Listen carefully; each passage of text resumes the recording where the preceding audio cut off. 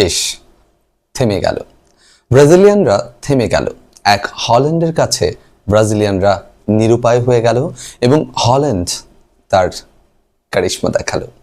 আমার আজকের ভিডিওতে বলেছিলাম যে হল্যান্ডকে যদি না থামানো যায়, হল্যান্ডকে যদি কোনোভাবে নিয়ন্ত্রণে না আনা যায়, তাহলে কিন্তু ব্রাজিলের পরাজয় কপালে লিখাই আছে এবং সেটাই হয়েছে।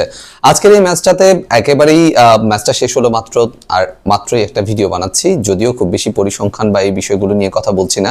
তবে আজকের ম্যাচে অনেকবার আক্রমণে ছিল ব্রাজিল এবং বেশ কিছু আক্রমণ তারা সাজিয়েছিল।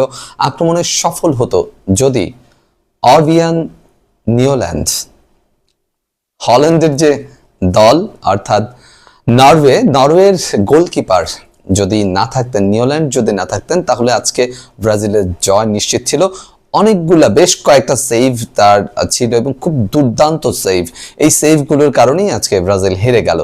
ব্রাজিলের আমি যদি বলি ভিনিসিয়াস জুনিয়র বা অন্য যারা খেলেছে প্রত্যেকেই কিন্তু চেষ্টা করেছে। ভিনি আজকে মিস করেছে, আমার খুব খারাপ লেগেছে। এবং আজকে যখন প্রথম পেনাল্টিটা পেল, প্রথমে ভিনি মারতে গিয়েছিল, তারপরে ভিনি সেটা না মেরে যখন ছেড়ে দিল, তখনই বুঝেছিলাম যে কিছু একটা হতে চলেছে এবং পরবর্তীতে আসলেই সেটাই হলো, মিস হয়ে গেল। এবং তাৎক্ষণিকভাবে আমি একটা পোস্ট করেছিলাম যে এই পেনাল্টি মিসটা কি বাড়ির টিকিট? আসলে সেটাই হলো, পেনাল্টি মিসটাই হলো বাড়ির টিকিট। যদি পেনাল্টিতে একটা গোল পাওয়া যেত একেবারে শুরুর দিকে, তাহলে কিন্তু ব্রাজিল খুব চনমনে থাকতো, ব্রাজিলের একটা আলাদা আত্মবিশ্বাস থাকতো, ব্রাজিল সেইটাকে কাজে লাগিয়ে পরবর্তী সময়টা আরো ভালো খেলতে পারতো।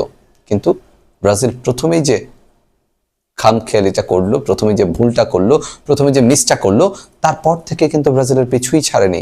আর নরওয়েজিয়ানরা খুবই ভালো খেলেছে, ব্রাজিলও খুব ভালো খেলেছে। ব্রাজিল আক্রমণে গিয়েছে অনেকবার, আক্রমণ বারবার সাজিয়েছে এবং প্রত্যেকবারই একেবারে শেষ মুহূর্তে গিয়ে তাদের ডিফেন্স খুব একটা শক্ত ছিল বলে বলা যায় না।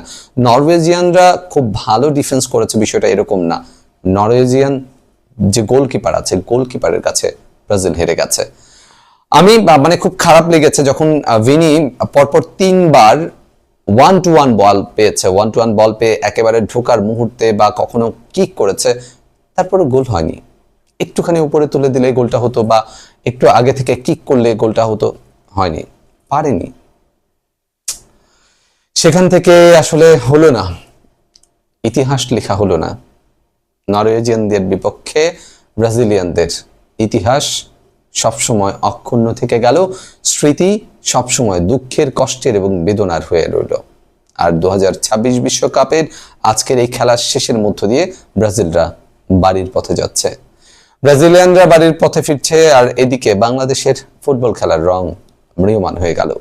এখন বাংলাদেশের ফুটবল সমর্থকদের কাছে একটি মাত্র আশার প্রদীপ রয়েছে, সেটি হচ্ছে আর্জেন্টিনা। দেখা যাক আর্জেন্টিনার কি করে, আর্জেন্টিনার ভবিষ্যৎ কি।